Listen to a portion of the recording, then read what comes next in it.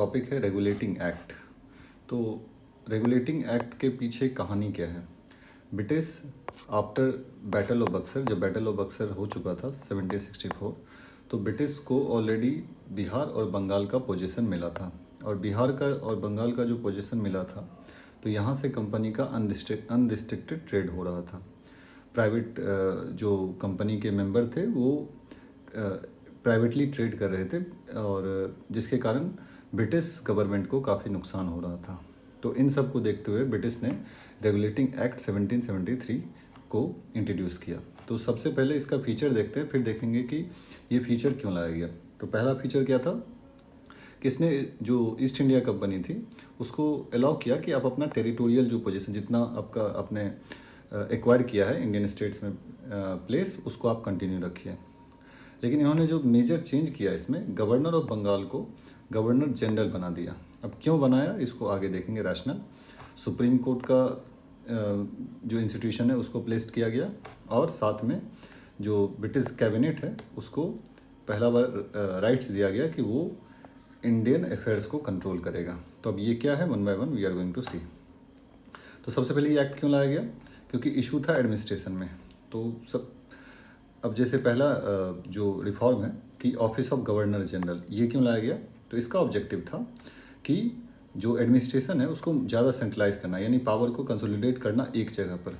तो इससे पहले क्या हो रहा था, इससे पहले जो गवर्नर ऑफ बंगाल थे या फिर बाकी जो दो प्रोविंस था बॉम्बे और मद्रास, तो वो इंडिपेंडेंटली काम कर रहे थे। और जिसके कारण क्या हो रहा था कि तीनों जो स्टेट था, चाहे वो बंगाल हो, चाहे वो बॉम्बे हो या मद्रास हो, उसमें कोऑर्डिनेशन नहीं था। तो इसलिए गवर्नर की जगह गवर्नर जनरल ऑफ बंगाल बनाया गया, और जिसका काम था एक तरीके से जहाँ पे पावर को सेंट्रलाइज करने के लिए। तो ये था पहला कारण गवर्नर जनरल इंट्रोड्यूस करने का। अब दूसरा आगे क्या कौन सा रिफॉर्म था? एग्जीक्यूटिव काउंसिल भी लाया गया। यहाँ पे क्या हुआ कि एग्जीक्यूटिव काउंसिल ऑफ 4 मेंबर को इंट्रोड्यूस किया गया।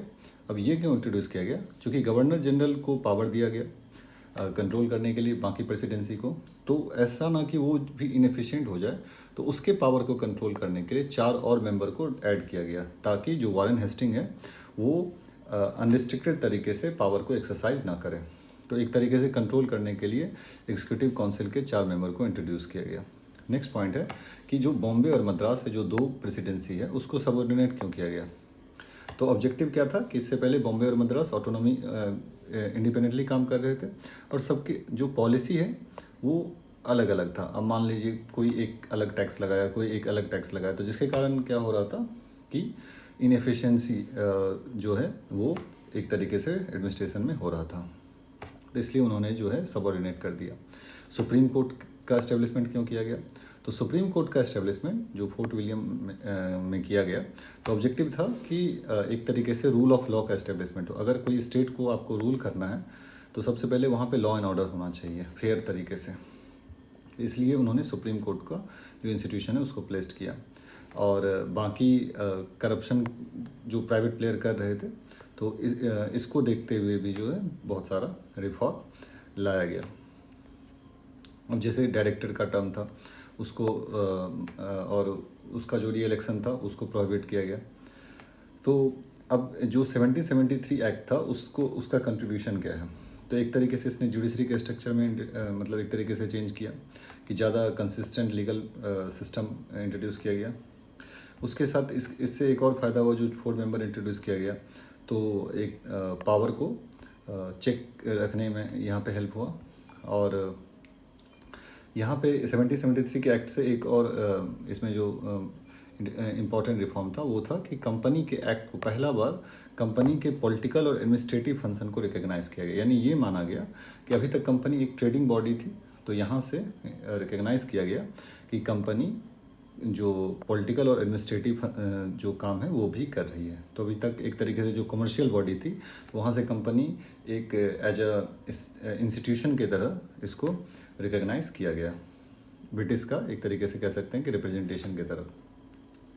और यहाँ से सेंट्रल एडमिनिस्ट्रेशन का फाउंडेशन भी एक तरीके से शुरुआत होता है, जो गवर्नर जनरल का सिस्टम है प्लस 4 एग्जीक्यूटिव काउंसिल, उसके कारण। तो ओवरऑल अगर हम देखें 1773 को, तो इसका इम्प्लीमेंट किया गया, क्यों? क्योंकि इनएफिशिएंसी था, करप्शन था और फ्रैगमेंटेड गवर्नेंस था। इन सबको इम्प्रूव करने के लिए 7073 एक्ट इंट्रोड्यूस किया गया। तो एक बार फिर से इम्पोर्टेंट देख लेते हैं, रिवाइज कर लेते हैं कि 7073 एक्ट में क्या किया गया कि टेरिटोरियल पोजीशन जो है कंपनी का, उसको अलाउ किया गया कि कंपनी अपना रिटेन करेगी जितना टेरिटरी इसके पास है। गवर्नर ऑफ बंगाल को गवर्नर जनरल ऑफ बंगाल बनाया गया। सुप्रीम कोर्ट का इंस्टीट्यूशन का एस्टेब्लिशमेंट हुआ और साथ में ब्रिटिश कैबिनेट को राइट्स दिया गया कि जो इंडियन अफेयर्स है उसको कंट्रोल करे। तो सबसे पहले गवर्नर जनरल क्यों इंट्रोड्यूस किया गया? पावर को सेंट्रलाइज करने के लिए, और जो बंगाल, मद्रास और बॉम्बे जो इंडिपेंडेंटली एक्सरसाइज कर रहे थे पावर, उनको जिसके कारण कोऑर्डिनेशन नहीं हो रहा था उसको इम्प्रूव करने के लिए। साथ ही इस एक्ट में जो एग्जीक्यूटिव काउंसिल